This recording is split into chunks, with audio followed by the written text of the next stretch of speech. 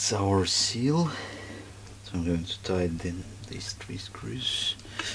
Let me see. 1, 2, 3.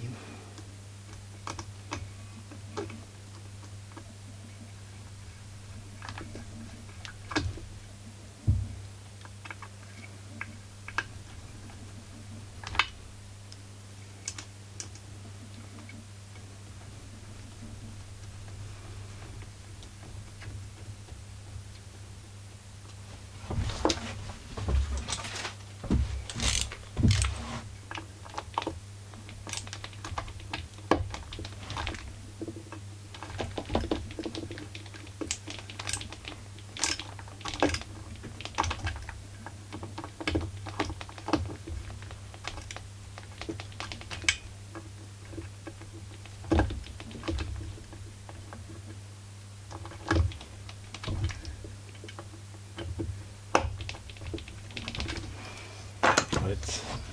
Next the flywheel together with washer. Right,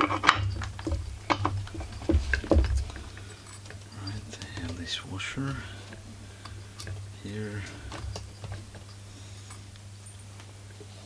and a 13mm screw on top of it.